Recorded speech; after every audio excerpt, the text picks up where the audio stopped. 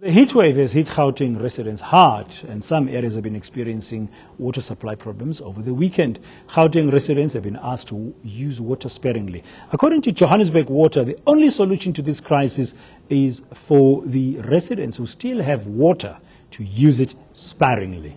Meanwhile, parts of Tshwane are still without water. We're joined now in the studio by Trevor Blazer, who is an advisor to the Department of Water Affairs Minister. Mr. Blazer, good morning. Thank you very much for coming in. Good morning, Dan. You've just heard about the situation in Lodium in Tshwane, for instance, in the clip we just played now with Yusuf Abramji from Operation Hydrate.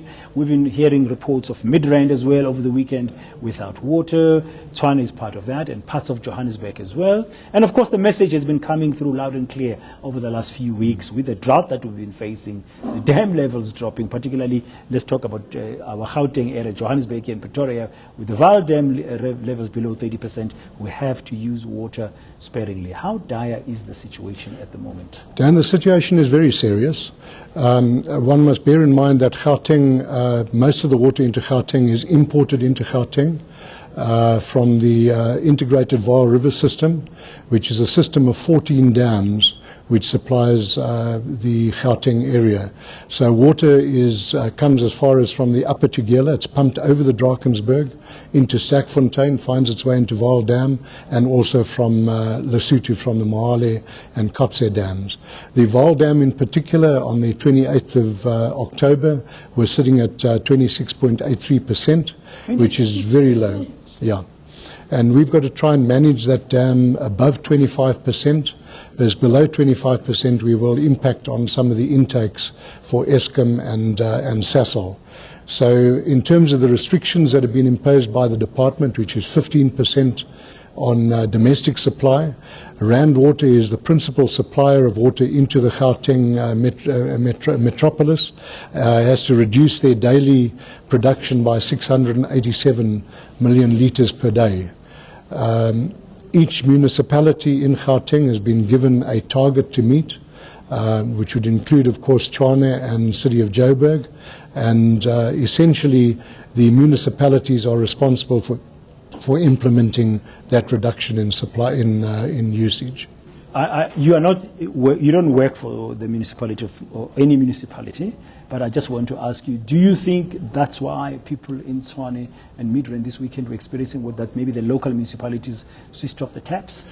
I don't think the municipalities switched off the taps. What happened is that, in my opinion, residents are not stepping up to the plate and reducing their water supply. So consequently, because the systems have been throttled back to meet the 15% reduction,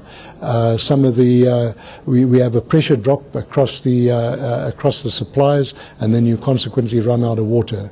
So it's a combination of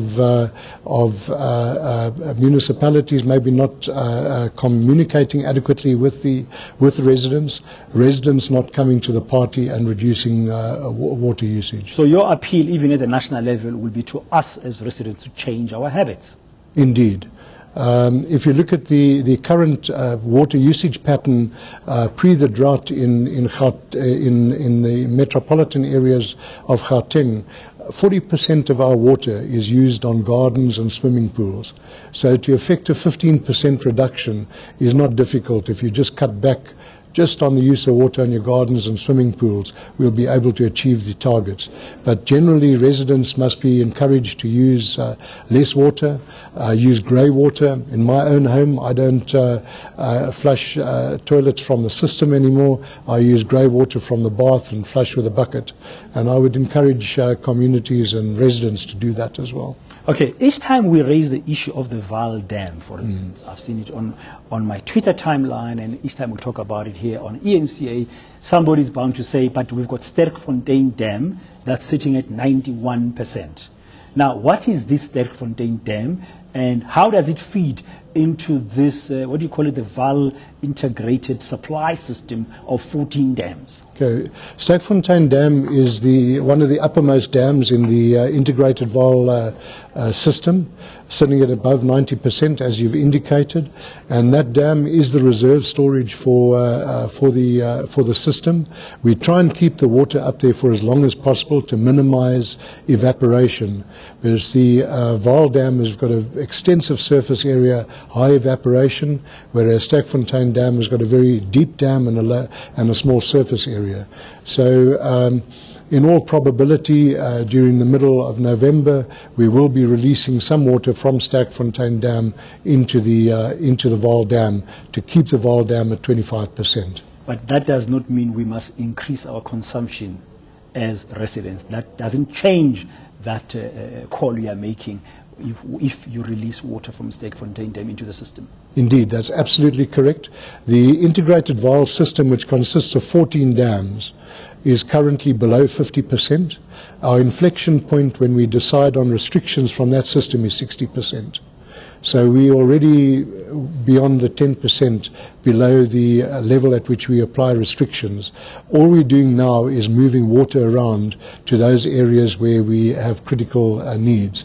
And one of those movements of water will be to take water from Stakfontein, put it into Vaal Dam. Okay, finally, before you go, Mr. Blazer, infrastructure issues always crop up. People say, yes, we understand we are in the worst drought in 3 decades. It's the worst drought we've seen in 30 years, and we understand that climate change-wise we might not get lots of rains, but there are also infrastructure issues with our pipelines, with pumps, with all kinds of the things. Is the department also addressing those issues to ensure that not a drop of water is lost through that system?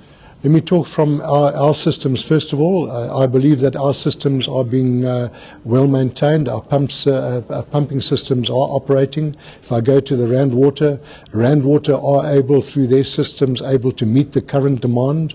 In fact, they're able to meet the maximum demands, which they can take it up to 4,300 megalitres a day. But obviously, I said we're trying to cut back by 687.